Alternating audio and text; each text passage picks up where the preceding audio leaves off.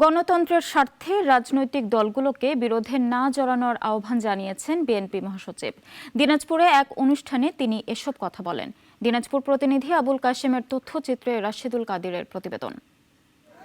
দিনাজপুর সরকারি কলেজের অর্থনীতি বিভাগের 50 বছর পূর্তি উপলক্ষে সুবর্ণ জয়ন্তীর আয়োজন। কলেজের সাবেক শিক্ষক ও বিএনপি মহাসচিব এতে প্রধান অতিথি হিসেবে যোগ দেন। আজকে আমার ব্যর্থতা সেই জায়গায় মনে হয় আমরা যে রাজনীতি করছি। এ সময় পতিত আওয়ামী সরকারের আমলে বিরোধী পক্ষের উপর হামলা, নির্যাতন সহ দেশের সম্পদ লুটপাটের চিত্র তুলে ধরেন মির্জা ফখরুল।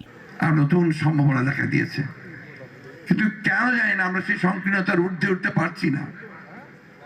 আমি আশা করব সমস্ত সংশ্লিষ্ট সকলের কাছে এই আবেদন জানাবো যে আমরা উঠে দাঁড়াই, আমরা আমাদের এই সংকীর্ণতার ঊর্ধ্বে দাঁড়িয়ে আমরা একটা সুস্পষ্ট, সত্য, সুন্দর একটা পথ নির্ধারণ করি।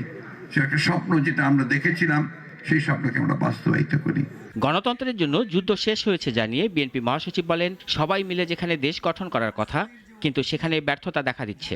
আমরা যুদ্ধেও ছিলাম, 71 সালে যুদ্ধে ছিলাম, এরপরে গণতান্ত্রিক যুদ্ধেও ছিলাম।